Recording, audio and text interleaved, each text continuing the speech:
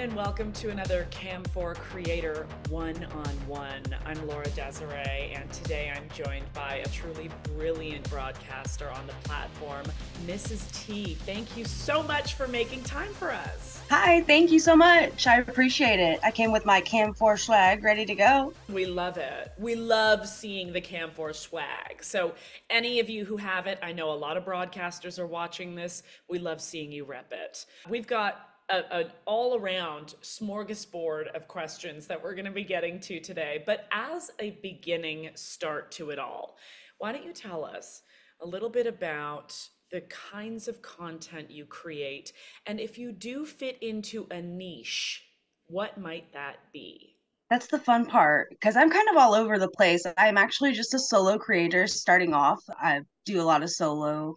I have my toys that I love. My Lush is one of my favorite toys that I have. I do a lot of Love Nest shows.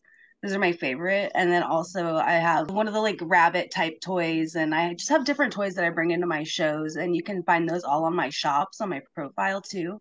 I think toys are something of a niche in themselves. I mean, if that's the kind of content you as a viewer like watching, you're going to be searching for what broadcaster currently has that option available, whether it's to get interactive with buzzing or whether it's just to sit and watch a fabulous broadcaster like yourself use a toy. How did you decide that this was the niche to pursue? Why toys? Growing up, I always had this little kink inside my heart where I always liked watching a female use toys. And I was like, man, am I going this way with it or am I going that way? And then I did it myself on camera and felt more comfortable than what I thought. And I was like, whoa, I can actually have fun with this. I can get into this. And I was talking to my sister about it and she's just like, go for it. I was like, okay, well, and I dove in, and ever since then it's just been a lot of fun, and it's just something exploring something new. I feel like a fish out of water, but it's like also I'm just like digging into. Absolutely.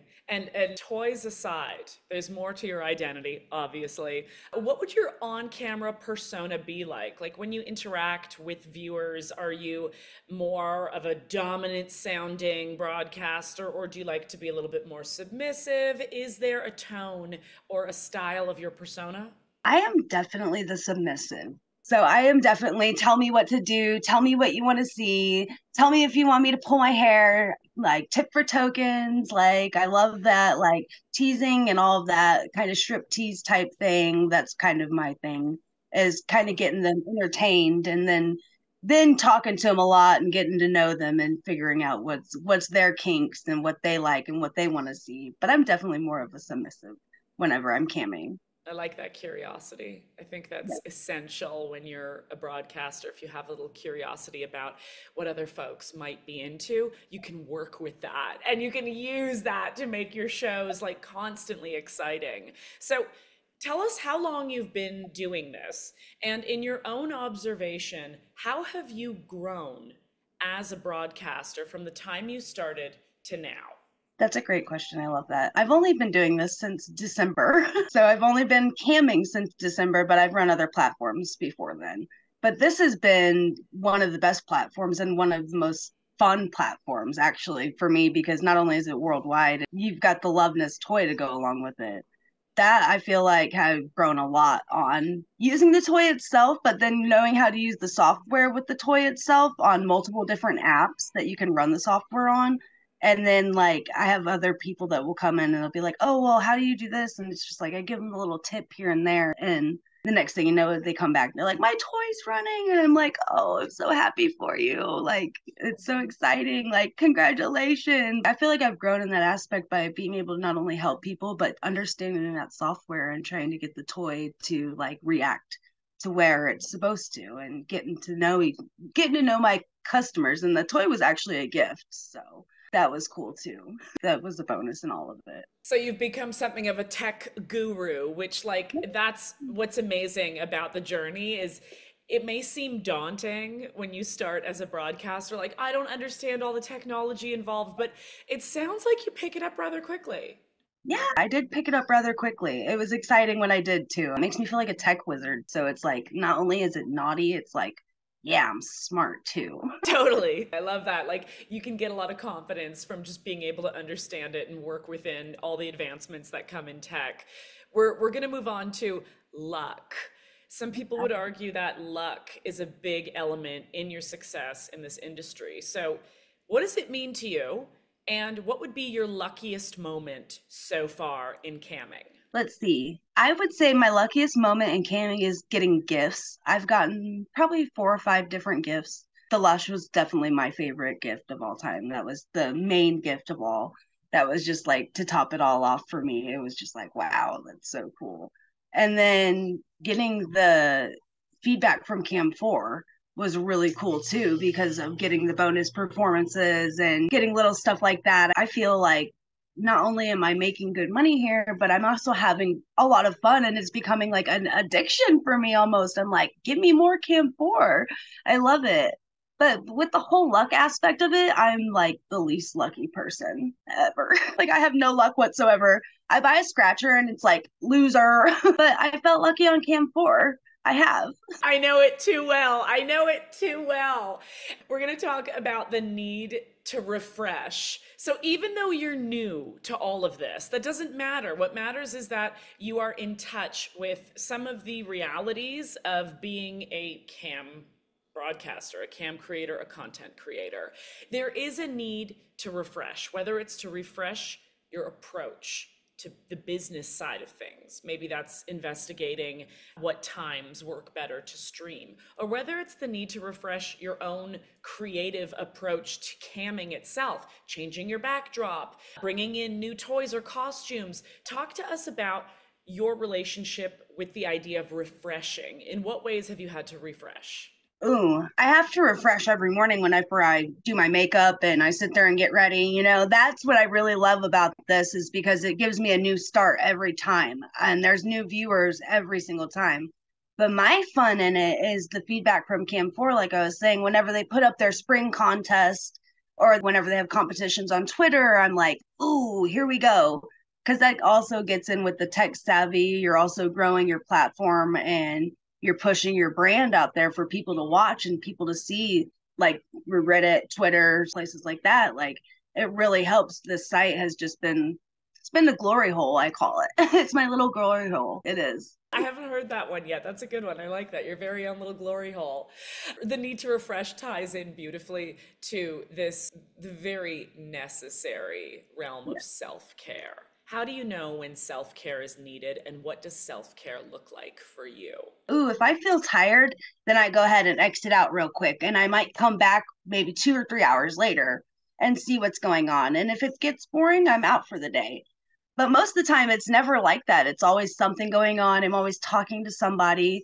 There's always somebody that's like, hey, I miss you. Come on. And it's like, oh, okay. Like, yeah, I'm bored. Why not? There's nothing better to do. Let's go on.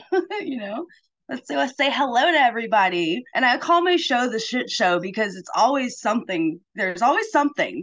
It doesn't matter what it is. It could be a cat jumping around. It could be somebody calling. It could be me tipping over something. There's always something that goes on. So that refresh type thing that you're talking about is really cool too, because sometimes I just need to like put the camera down for a minute. But it's real life. That's the other thing is that, yes, it is adult creation and adult content that people love to enjoy in the many ways that they do, but it's real. And Yes. with that in mind, you look at CAM4 as a platform, right? You open it up, it's global. You got broadcasters from around the world.